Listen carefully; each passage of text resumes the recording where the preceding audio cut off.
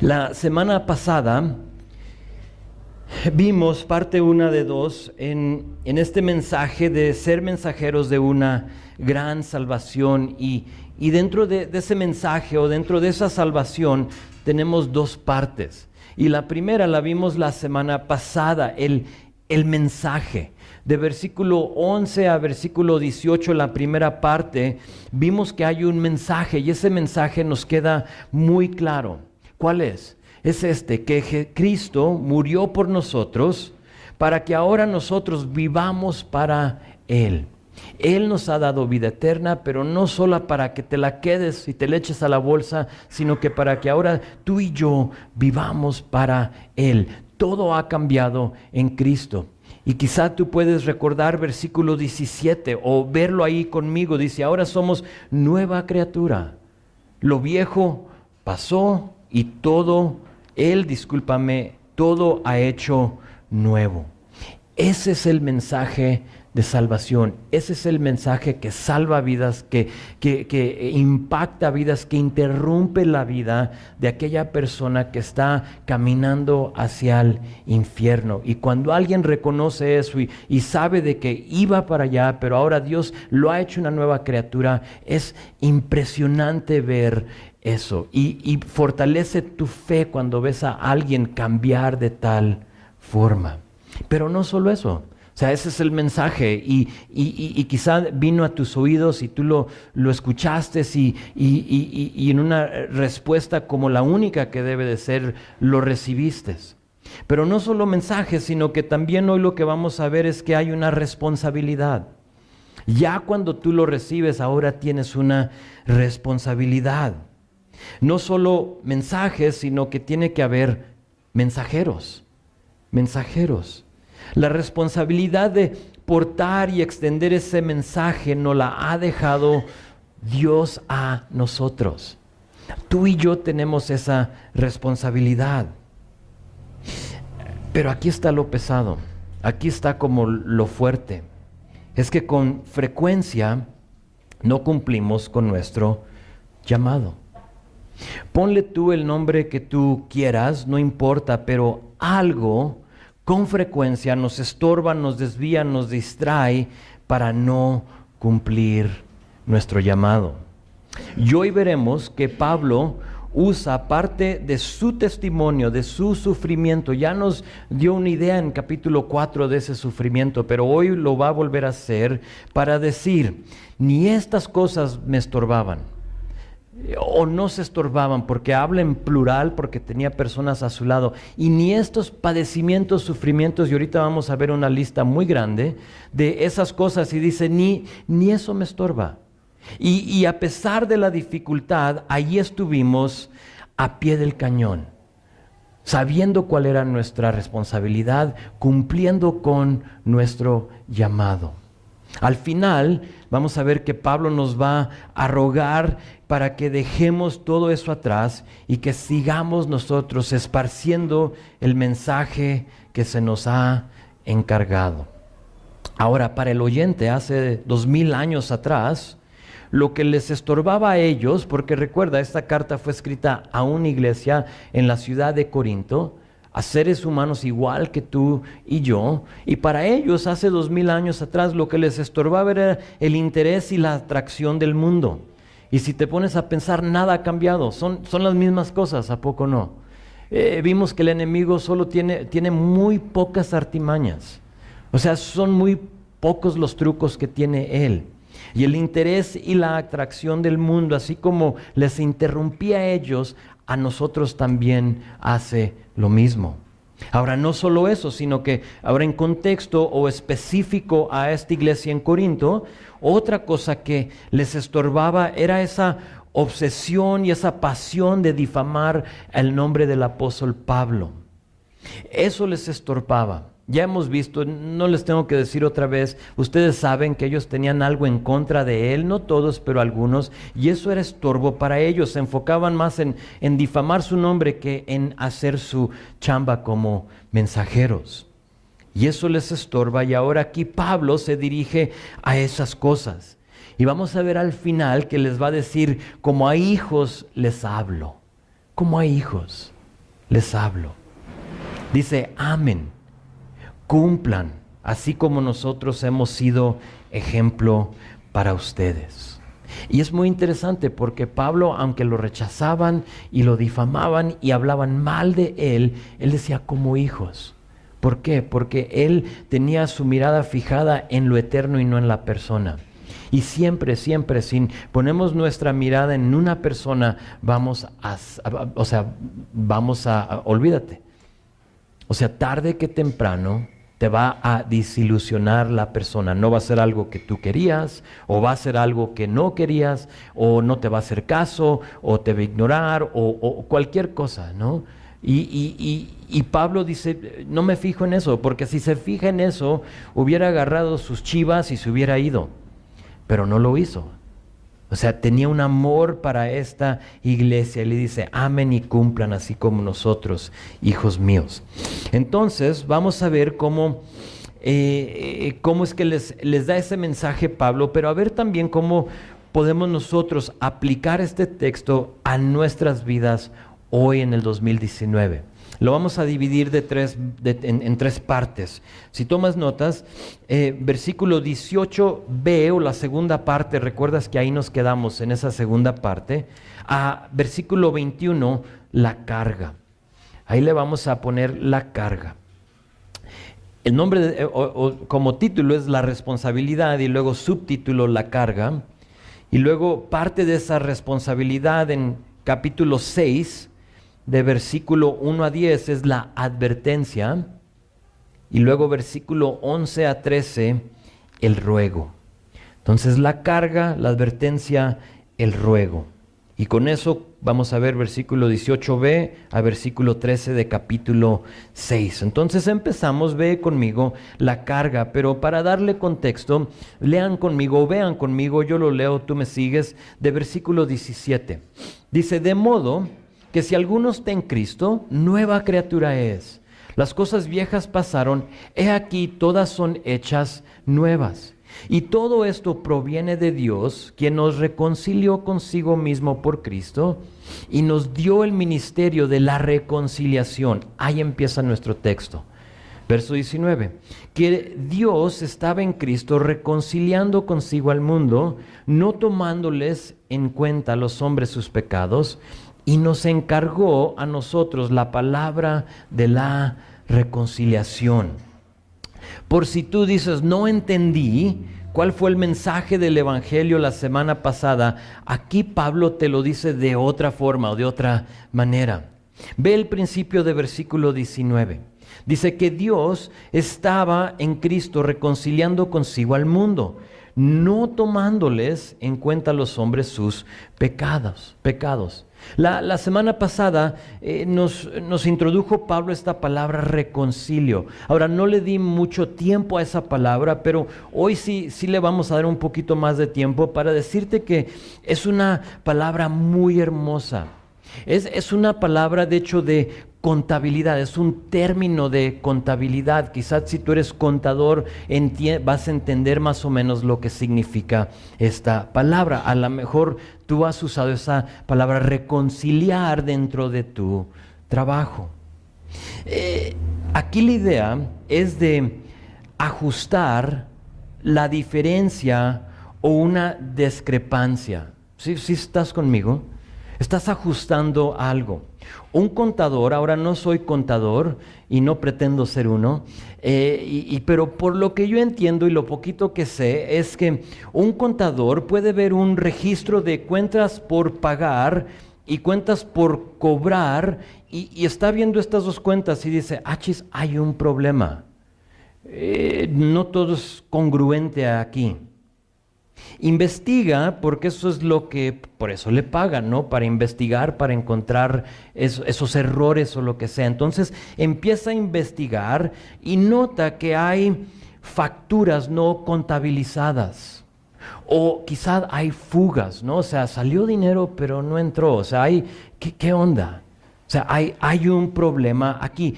Algo no está bien. Entonces le pagan a un contador para que haga ¿qué? Para que encuentre el problema y lo reconcilie o lo ajuste. Ya sea que encuentre errores, porque a veces son simplemente errores, ¿no? Alguien escribió un número mal o algo así, y dices, mira, aquí está el error. O que de plano sea robo, sea lo que sea, lo reconcilia. ¿Sí ven la escena? Esa es la palabra, reconciliar. Es eso. Entonces, aquí nos está diciendo que Dios hizo lo mismo con nosotros. Había una discrepancia entre Dios y su creación. Algo no encajaba, había una deuda, había algo que se debía. Dice Romanos 3:23, por cuanto todos pecaron y están destituidos de la gloria de Dios. Entonces, ¿cuál es esa discrepancia? Que nosotros hemos pecado y ahora quedamos debiendo algo. No alcanzamos la gloria de Dios. Ese es el problema. Esa es la discrepancia que hay. Que tenemos una deuda. Ahora, la solución fue lo que nos escribe aquí. Es que Dios reconcilió al mundo por medio de Jesucristo. Es decir, Dios vio el error que había, nuestro pecado, ¿sí? Vio la fuga, se puede decir, y dijo, anulo la deuda. Anulo la deuda, no tomándole en cuenta a los hombres sus pecados, versículo 19. Dice 1 Corintios 6:20, dice que Dios nos compró con un precio. Entonces, es decir, que Dios reconcilió la discrepancia con la sangre de su Hijo. Eso que no encajaba, eso que no era congruente, eso que se veía la diferencia, dice, yo lo anulo con la sangre de mi Hijo, yo lo pago. Y ese es el mensaje que tenemos, ese es el mensaje que salva vidas. Y quizá tú podrías usar aún de esa manera el Evangelio para compartírselo a alguien. Y usar esa analogía de un contador, y ese es el mensaje, pero aquí viene lo bueno. O sea, no que el mensaje no es lo bueno, sabemos que es lo bueno también, pero les dirijo la atención a la última porción de verso 18 que dice, fíjate, y nos dio el ministerio de la reconciliación, y luego ve al final de verso 19, y nos encargó a nosotros la palabra de reconciliación. Eso es lo que le corresponde, ahora escúchame bien, eso es lo que le corresponde a absolutamente toda persona que ha recibido la reconciliación de Dios. Dios nos dio el privilegio de poner en acuerdo con sí mismo a aquel que no está. Eso es.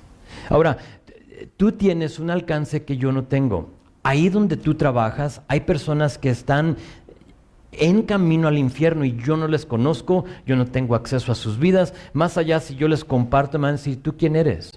Pero tú, ahí donde estás, en tu colonia, en tu calle, a tus vecinos, a tus compañeros de trabajo o de escuela, tú tienes ese acceso a sus vidas y por lo menos tienes el llamado, tal como yo, para ir y para decirles de estas buenas nuevas.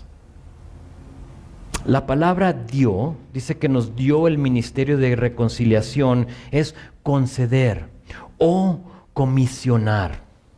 Y a lo mejor cuando digo la palabra comisionar o comisión, quizá te viene a mente Mateo 28:19.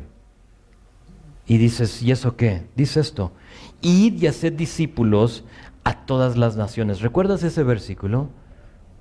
Fue de la boca de nuestro Señor Jesucristo.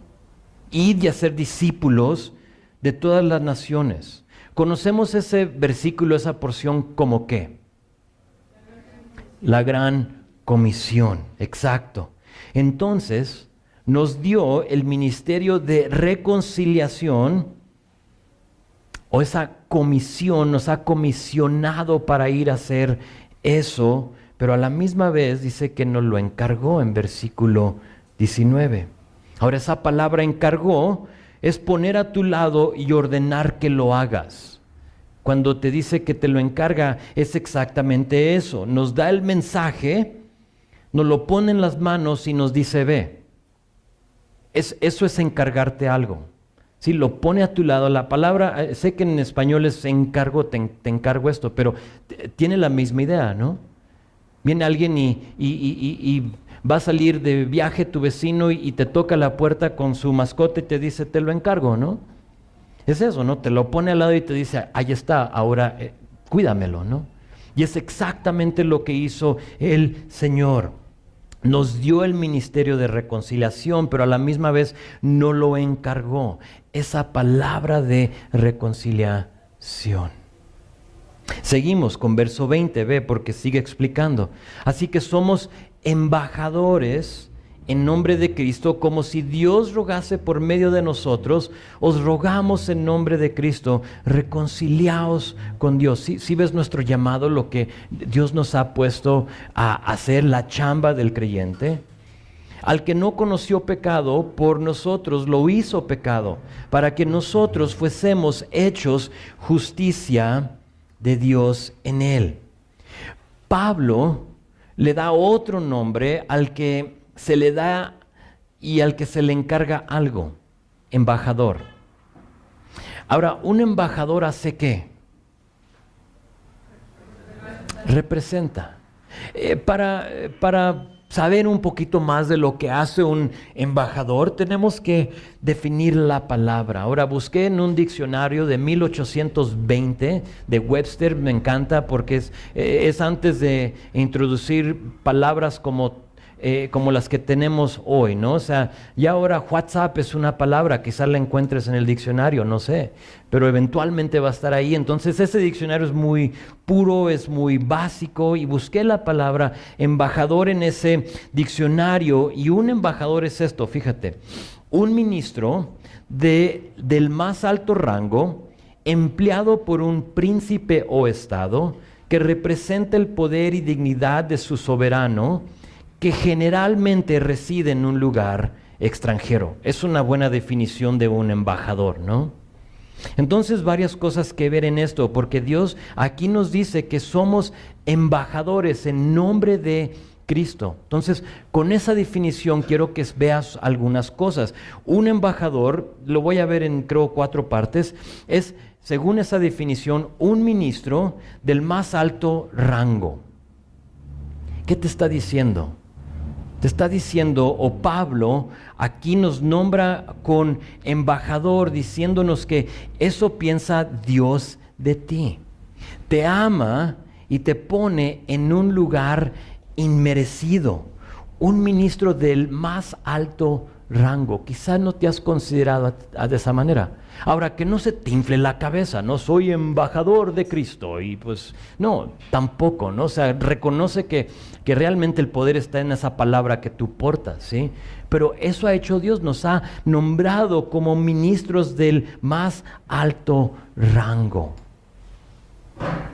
Pero con eso, también un embajador es empleado por un príncipe o estado. Empleado por un príncipe o estado. Ahora, ¿recuerdas las palabras claves de versículo 18 y 19 que nos dio y nos encargó? Eso es lo que Dios nos ha dado. Nos dio el mensaje y a la misma vez nos lo encargó. Entonces, el príncipe, ¿cuál es? Jesucristo.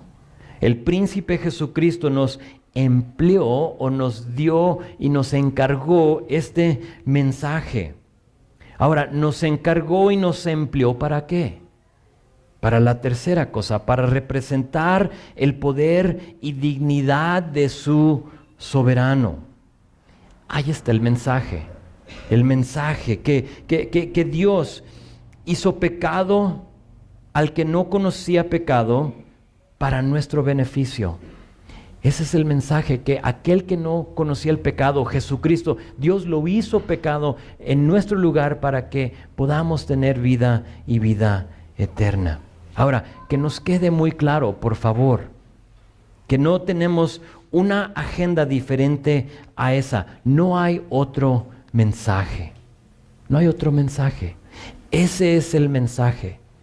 que aquel que no conocía pecado, Dios lo hizo pecado para que tú y yo no tuviéramos que sufrir una eternidad separado de Él.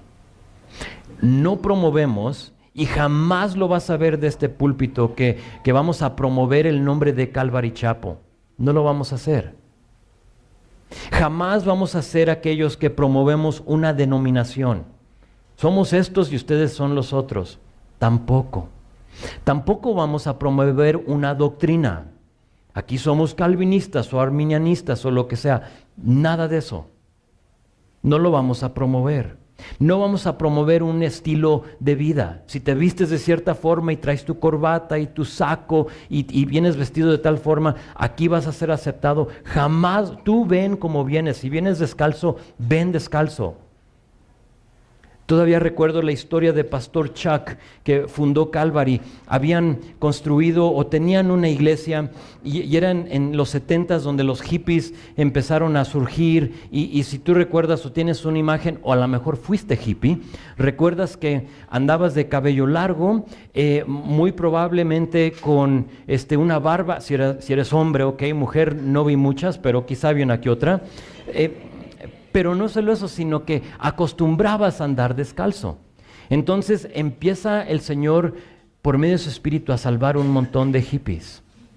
Y empiezan a venir a la iglesia. Pero acababan de poner y de extender una alfombra, pero nueva en la iglesia. Y empiezan a entrar así descalzos. Y tú sabes, alguien que anda descalzo, si le ves los pies, pues los trae bien sucios, ¿no?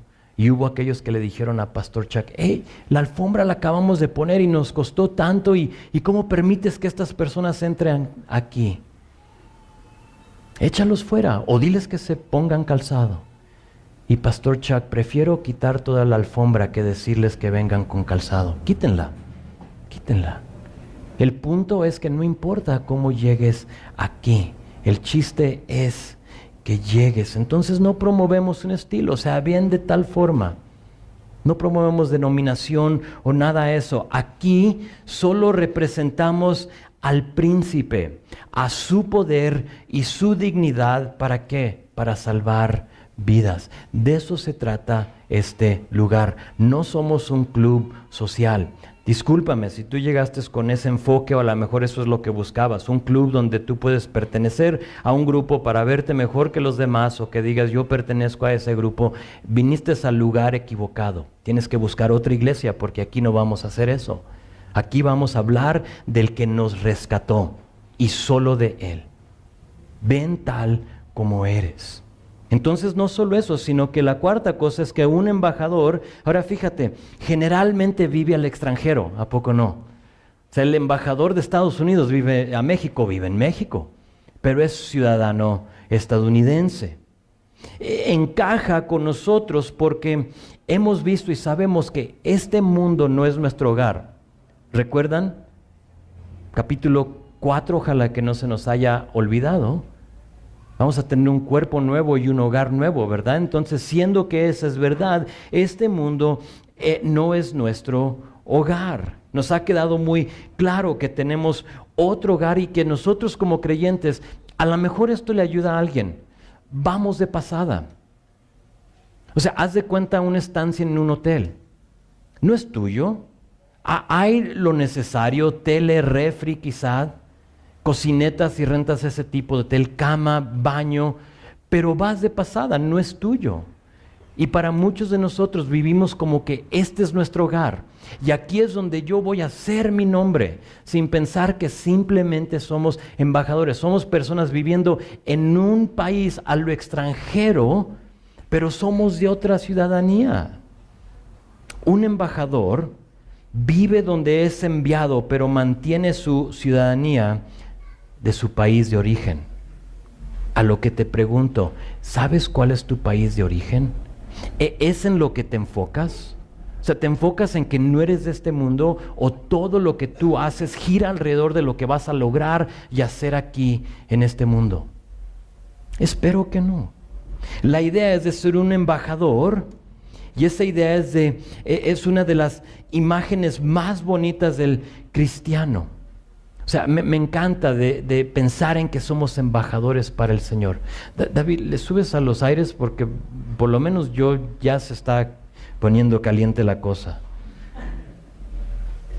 Y a lo mejor tú dices, oye, está padre esa definición o esa analogía de un embajador y es una muy bonita descripción de un pastor. No es solo para mí. Esta comisión, este orden, ese privilegio no es solo para el pastor, es para todo aquel que ha puesto su fe y su confianza en Él. Es muy padre decir, sí, pastor, ese es su llamado. Entonces, échele ganas, ojalá que lo hagas, haz tu chamba, pero ¿sabías que es para ti también? Les recuerdo, Pablo le está escribiendo esta carta a una iglesia. Es una iglesia igual a esta. No le está escribiendo esta carta a un concilio o a una reunión de pastores. En esta iglesia a la cual le escribe Pablo, había oyentes que eran pobres. Primera de Corintios 16, por si dices, pues me gusta pero soy pobre, es para ti también. Pero no solo pobres, sino que también había ricos. Primera de Corintios 16, ahí lo puedes leer. No solo ricos, sino que había mujeres y había hombres, había niños, había gente de todas edades. Esta carga, en estos versículos, eso de dar, de encargar, de ser embajadores, de que somos portadores de este mensaje, es para todos, para todos. Pero ahora dirijan su atención a la segunda división, capítulo 6, versículo 1. Ahora sí vemos esa división de la advertencia, esa fue la carga. Dio, encargó, embajador. Es tu chamba. Es la mía. Pero hay una advertencia con eso.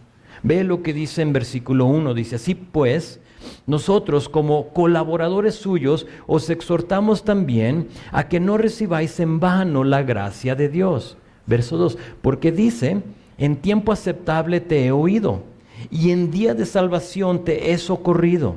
He aquí ahora el tiempo aceptable, he aquí ahora el día de salvación. Después de explicarnos de este precioso privilegio de ser usado por Dios como embajador, ahora aquí dice, les ruego que no reciban su gracia en vano. ¿Cómo se recibe la gracia en vano? Es una buena pregunta. Es muy simple. La gracia... Ahora, esto es para alguien que ya recibió la gracia. Esto es para el creyente. Si tú no has puesto tu fe y confianza en el Señor, entonces esto todavía no aplica a ti. Pero aquí está lo interesante, que es para todo el resto de ustedes. Si tú has puesto tu fe y confianza en el Señor, tú puedes recibir la gracia de Dios en vano por, fíjate, recibir el perdón de tu pecado, pero seguir viviendo como siempre. Salvo, claro, absolutamente. No hay nada que te lo pueda quitar. ¿Por qué? Porque es por su gracia. Es por su gracia. No hay nada que tú puedas añadirle a lo que Dios ha hecho por ti. Eso solo requiere que tú lo creas y que tú lo confieses, que te arrepientas de tu pecado y que lo recibas y Dios te salva. Y ya no tienes que levantar ni un dedo. No tienes que, pero a la misma vez Dios te lo ha encargado y te lo ha dado. Entonces la persona que recibe ese perdón, pero sigue viviendo como siempre. No hay ningún cambio en ellos. También puedes recibir la gracia en vano. Y habla de aquella persona que es creyente, pero que desatiende los dones que Dios le ha dado. O sea, Dios te ha dado unos dones y a lo mejor te ha dado otros dones que todavía ni descubres. A veces es muy fácil decir, es que yo tengo el don de cantar, ¿sí? Y dices, eso es lo que Dios me ha dado. Sí, amigo, amiga, pero ¿qué si Dios te ha dado otros dones? Ese es como el más fácil, ¿no? O sea, se te facilita cantar. Y dices, por lo tanto, voy a ejercer ese don. Sí, pero ¿qué si Dios también te quiere lavando baños? O barriendo la iglesia, o sirviendo con los niños, o ir al cerezo para compartir. No, yo el cerezo, no. ¿Por qué no? ¿Qué si Dios te ha dado ese don, esa habilidad de conectar con esas personas? Pues yo nunca he sido preso. Sí fuiste en un tiempo. En un tiempo eras preso a tu pecado. Entonces tienes algo que decirle a esa persona. Así como tú estás preso ahorita, yo en un tiempo también estaba preso. Déjate digo cómo. Pero Dios. Y dices tú, no, es que a mí me gusta la plataforma. Yo quiero estar aquí donde me vean todos. Aguas con eso. Desatender los dones que Dios te ha dado, los que conoces y aún los que todavía ni sabes que tienes. Se puede recibir la gracia en vano cuando no utilizamos lo que Dios nos ha dado para el beneficio de la iglesia. Esa es otra manera que tú puedes recibir la gracia en vano. Ahora, recuerden que el punto de Pablo aquí, porque lo tenemos que ver en contexto. Sí, yo puedo tomar ese versículo y de veras darles duro, ¿sí? Pero no es eso. O sea, en contexto tenemos que recordar que el punto de Pablo aquí era despertar al creyente corintio para ser útil en las manos de Dios.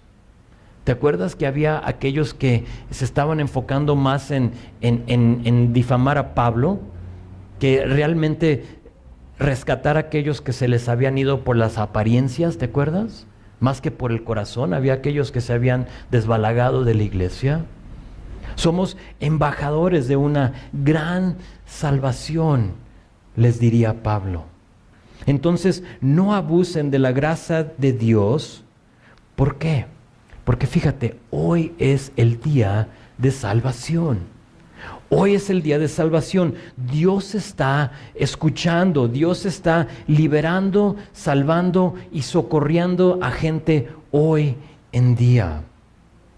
Ojo, porque Dios tiene algo que quiere que hagamos. Dios te quiere usar. Pero si tú solo te enfocas en ti, jamás va a lograr algo contigo.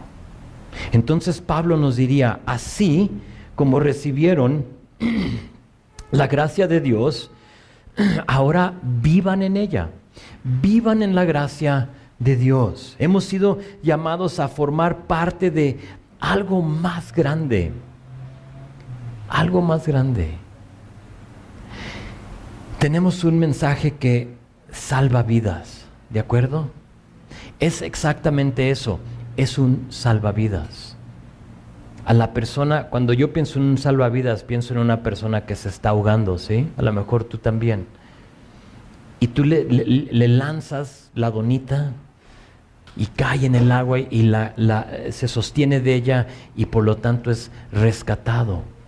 Eso es lo que somos, eso es lo que nos ha encargado Dios. La pregunta es esta: ¿lo aprovechamos o solo pensamos en nosotros mismos? ¿Qué define tu vida? ¿Aprovechas esas oportunidades, sí o no? Sabes, esta semana en mi tiempo devocional, ahorita estoy leyendo en otros lugares, pero también estoy leyendo en Mateo. Y sabes, he notado un patrón en la vida de Jesús. Noto que Jesús era una persona muy ocupada, ¿de acuerdo? Y a lo mejor tú te identificas con eso. A mí me queda muy poquito tiempo. No vengo los miércoles porque tengo esto y tengo lo otro y me encantaría Navegantes, pero no me alcanza el tiempo. Y eres una persona como muy, muy ocupada. Y cuando ves la vida de Jesús y ves los evangelios, te das cuenta que Él siempre estaba haciendo algo. Él siempre iba de un lugar a otro, pero siempre con su llamado en mente. Absolutamente siempre. Esta semana estuve leyendo de capítulo 18 en adelante, y ahí en capítulo 18 te das cuenta que él viaja de Galilea, en capítulo 18, a Judea o al área del Jordán, dice en capítulo 19, y luego más allá en capítulo 20 a Jerusalén. De un lugar a otro lugar a otro lugar. En capítulo 20, mientras que él iba viajando, se le acercaron dos ciegos y clamaban a él diciendo: Señor, Hijo de David, ten misericordia de nosotros. A la misma vez había gente que estaba allí alrededor, que dice la palabra que ellos le callaban, o sea, no molestes al maestro, déjalo en paz. Ustedes nomás pidiendo, ¿sí? Ya cállense. Y la gente los estaba callando, pero dice que Jesús, caminando, se detuvo y los llamó y les preguntó: ¿qué quieren que les haga? En ese momento ellos dicen: que sean abiertos nuestros ojos. Y en lugar de decir: es que tengo que ir a Jerusalén, en lugar de evitarlos o ignorarlos, dice que Jesús, fíjate, palabra clave, compadecido, les tocó y fueron sanados. ¿Qué estoy diciendo? Aprovechó el momento. Ocupado, claro, pero aprovechó el momento. Pudo haber dicho: no, ciegos, de todos modos no ven. ¿Para qué? Pero compasión, hubo una compasión, compadecido, dijo: veo la necesidad y quiero hacer algo para ellos. Después de eso, si te sabes la historia, llega a Jerusalén, entra y te acuerdas que ve a los que estaban vendiendo y comprando en el templo, y llega y empieza a volcar mesas y sillas, y les dijo: escrito está, mi casa es una casa de oración y no una cueva de ladrones. Y muchas veces nos enfocamos en eso, ¿no? Aguas con la casa del Señor, no, cuidado, aquí está lo santo. Son 4 muros, amigo. La iglesia eres tú. Y nos enfocamos en esa parte: es casa de oración, sin pensar en qué más estaba pasando, porque en medio de esa escena, o sea, piensa, está volcando mesas, sillas, dice que se le acercaron una vez más ciegos y cojos. Y él, porque estaba volcando sillas, les dice: háganse a un lado, no tengo el tiempo para ustedes. ¿Recuerdas la historia así? No es eso, sino que dice: vinieron a él el templo ciegos y cojos y los sanó. Jesús nos da el ejemplo de tomar la gracia que hemos recibido y usarla y vivirla, porque Dios quiere salvar hoy. Dios quiere escuchar, así como Jesús escuchó a los ciegos y a los cojos. Jesús y Dios quiere escuchar hoy, porque el perfecto momento de salvación es hoy. Es hoy. Y Dios te quiere usar a ti para eso. Si tú ya has recibido el perdón de tu pecado, entonces pues el día de salvación para mí fue hace 20 años.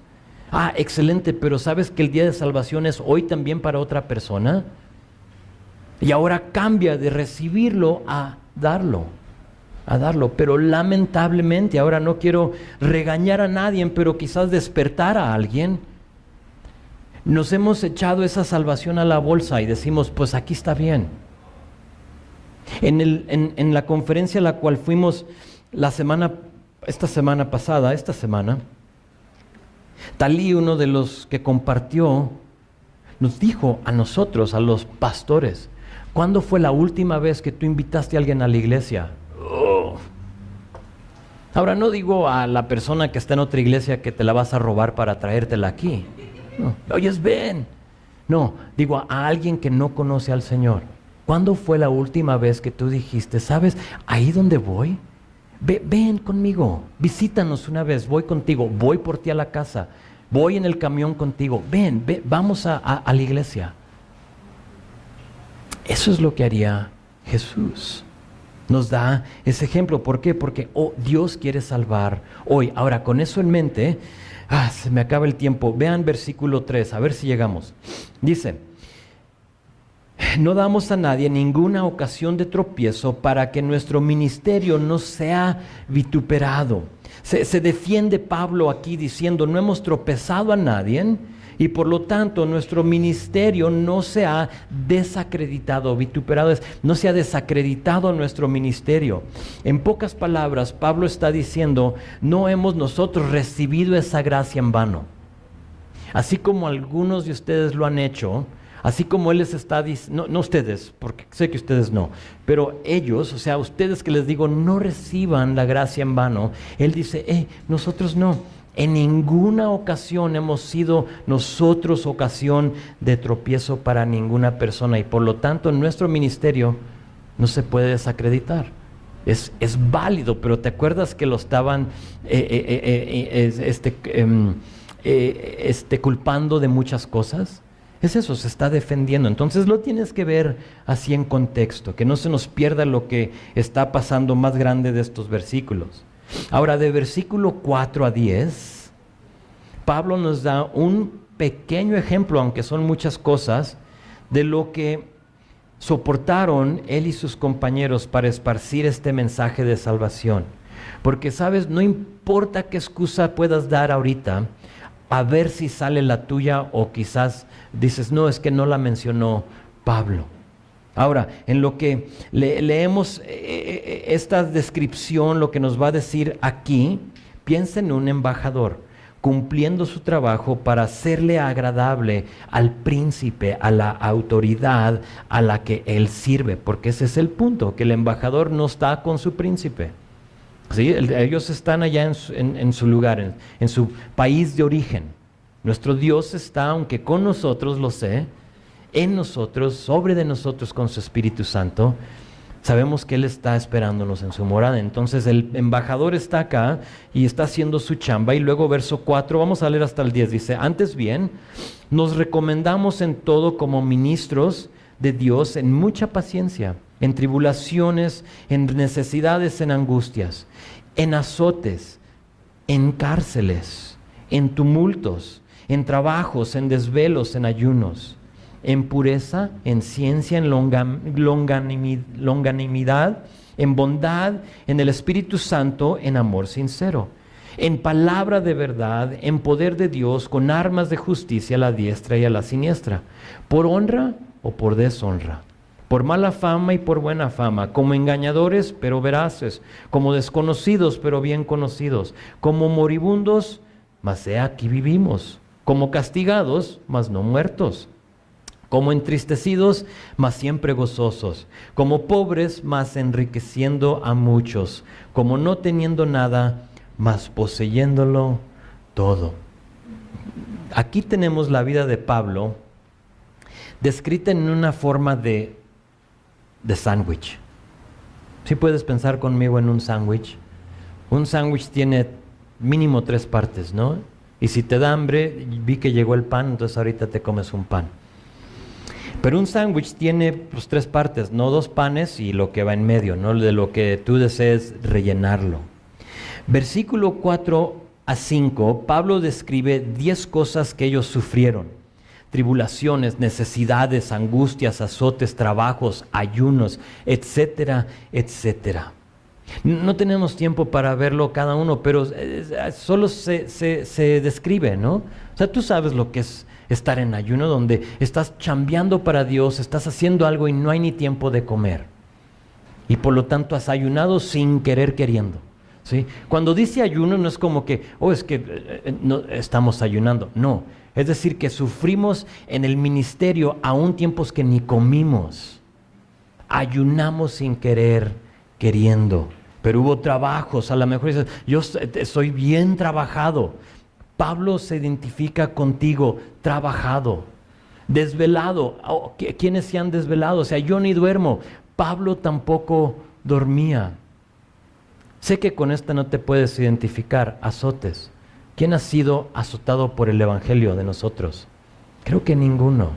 Pero aún eso sufría él. Entonces tienes esa parte. Pero si te saltas a versículo 8 y 10, Pablo una vez más describe cómo lo hizo en capítulo 4, porque recuerdan, así como nos dijo que estaba atribulado, mas no angustiado, en apuros, mas no desamparado. ¿Se acuerdan de esas 4 cosas? Y cómo es que sufría esas cosas. Aquí te da esa misma forma. Es un estilo literario de contraste para simplemente decir, sufrimos. Fíjate, sufrimos, pero Dios aún es más grande de nuestro sufrimiento. Sí sufrimos, pero Él es más grande. Es un contraste literario. Aquí lo hace igual, pero ahora son 9 diferentes ejemplos. Habla de deshonra, habla de mala fama, habla de engañadores, de desconocidos, de moribundos, de castigados, de entristecidos y aún hasta de pobres, y como aquel que no tenía nada, o sea, no tengo absolutamente nada. Y con cada uno de esos padecimientos Pablo da un contraste. Castigados, mas no muertos. Tristes, pero a la misma vez gozosos. Ahora, ¿cómo pudo ver Pablo las cosas de esa manera? ¿O cómo le podemos hacer nosotros para mantener el enfoque en nuestro llamado de ser embajadores cuando pasamos desvelos? Cuando pasamos ayunos y injusticias y trabajos y etcétera. ¿Cómo le vas a hacer? Porque muchas veces, si somos honestos, nos enfocamos en el pan, pero no en lo que está en medio. Ahora, verso 4 y 5 y verso 8 y 10 son los 2 panes del sándwich. Pero en medio está la respuesta. Vean versículos 6 y 7 conmigo. En pureza, en ciencia, en longanimidad, en bondad, en Espíritu Santo, en amor sincero, en palabra de verdad, en poder de Dios, con armas de justicia, a diestra y a siniestra. Para cada cosa que sufres, Dios tiene una respuesta, una solución, y todo gira alrededor de tu enfoque.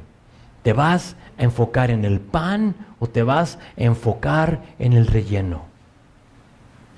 Si tú decides solo ver el sufrimiento y no a Dios, vas a caer. Te va a tumbar el enemigo. Si tú solo te fijas en lo trabajado y en el ayuno y en lo cansado y los azotes y todo lo demás, vas a caer, créeme. Nos preguntaba Pastor Jaime Fut ahí en la conferencia, nos dice, ¿cuántos golpes o puñetazos requieres tú para que el enemigo te tumbe? ¿1?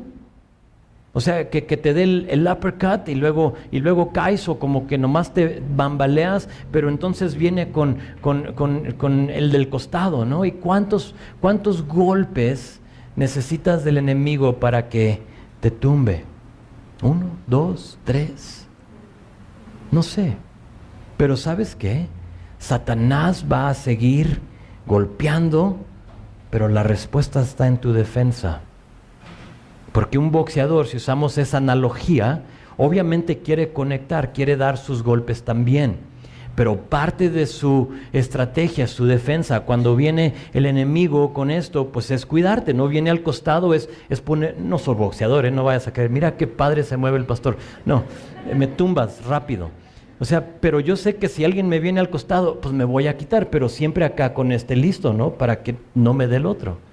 Porque me va a dar una combinación el enemigo. Entonces es tu defensa para combatir al enemigo. Y en medio del ataque, en medio del problema, tenemos, fíjense, 9 cosas en versículos 6 y 7. Pureza. ¿Qué es pureza? Es conducta. Si batallas tú con el pan del sándwich, tienes que escribir esto. ¿Qué es pureza? Es conducta impecable. Conducta impecable. Si tú condujes tu vida en una manera pecable, vas a caer con un solo golpe. Entonces dice Pablo, ¿cómo le hacíamos para aguantar estas cosas?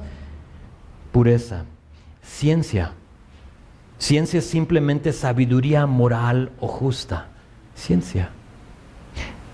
Longanimidad es paciencia, es constancia, es perseverancia.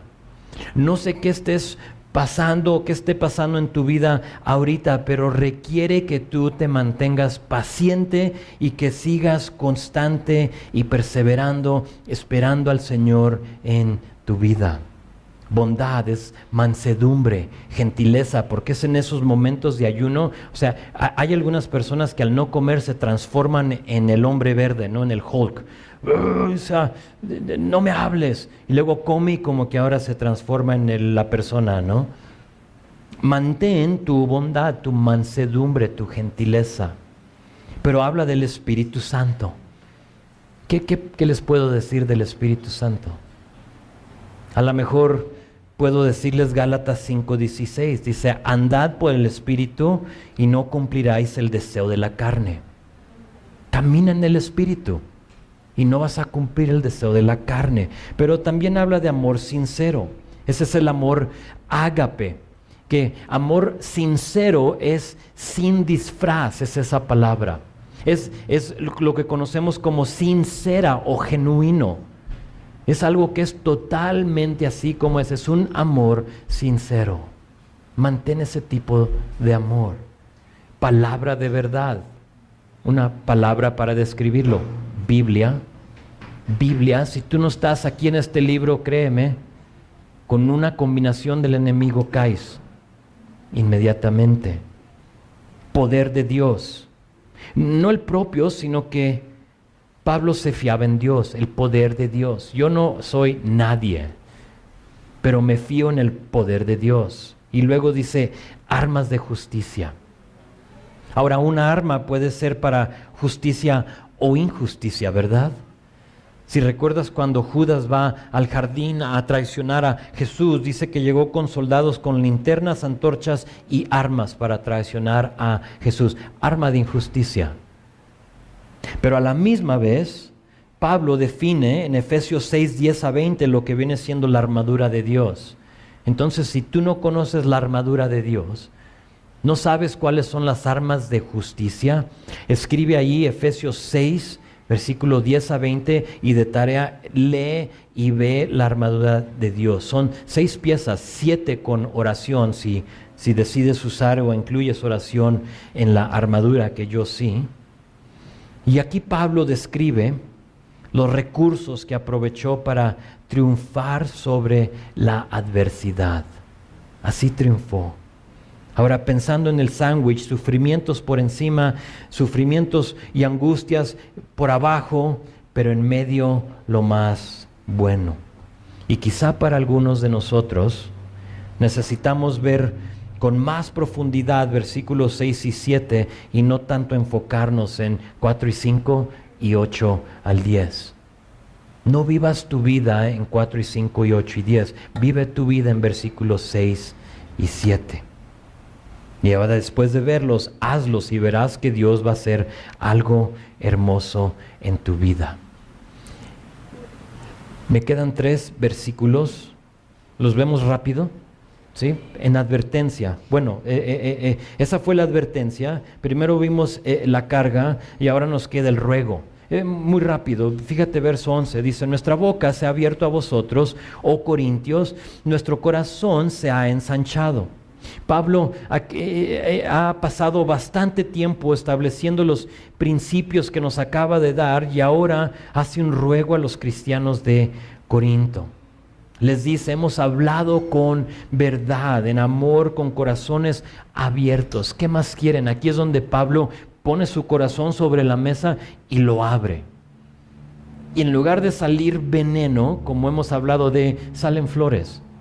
Y dice aquí, hemos abierto nosotros nuestra boca y nuestro corazón también se ha abierto. Ustedes vemos el amor, ahorita les va a decir hijos. Hijos, entonces eso en verso 11 y luego 12 dice, no estén estrechos en nosotros, pero sí son estrechos en vuestro propio corazón. Por si no lo entendiste muy bien, otra versión dice esto, No están restringidos por nosotros, sino que están restringidos por sus propios afectos. Eso es lo que les está diciendo. No nos echen la culpa a nosotros, sino que ustedes mismos por sus afectos están restringidos. Ahora, ¿cuáles son esas cosas? En los próximos versículos, empezando con la próxima semana, no te lo puedes perder. Pablo se va a dirigir a esos propios afectos, a esas cosas que les estaban restringiendo, pero aquí les ruega que conozcan que el problema no eran ellos, sino que no eran él y sus compañeros, sino que eran ellos mismos. Porque ¿sabes qué? Es muy fácil culpar al pastor o a la persona que nos llama la atención. Alguien te llama la atención y es muy fácil molestarte. En lugar de tratar con nuestra actitud y nuestro egoísmo y todo el problema que está en nosotros. Y alguien nos llama la atención y decimos no. Y aquí Pablo dice, no somos el problema nosotros, sino que ustedes. Es su corazón. Y luego un último versículo. Dice, pues para corresponder del mismo modo, como a hijos hablo, ensanchaos también vosotros. Como un padre a un hijo les dice, amor con amor se paga. Ahora, abran su corazón. Les hemos dado nada más que amor.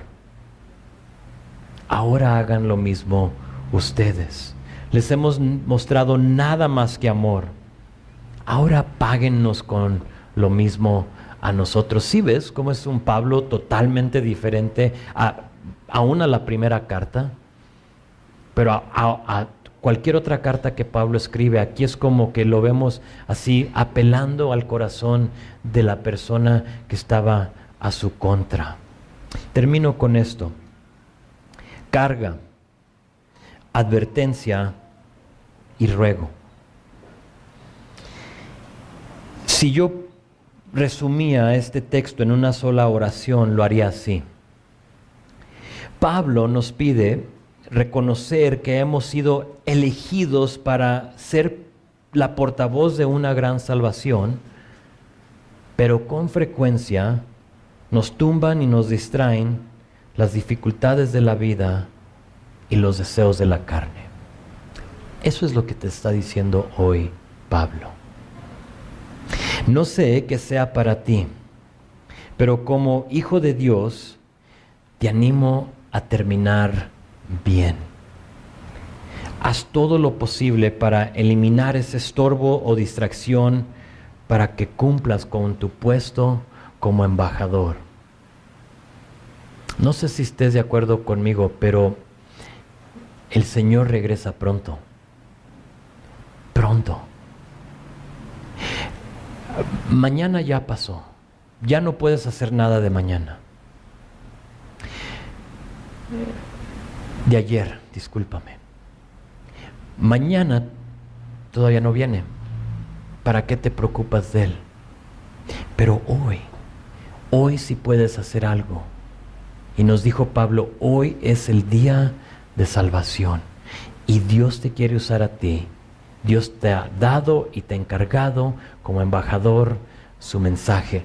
¿Qué vas a hacer con él? Amén. Vamos a orar.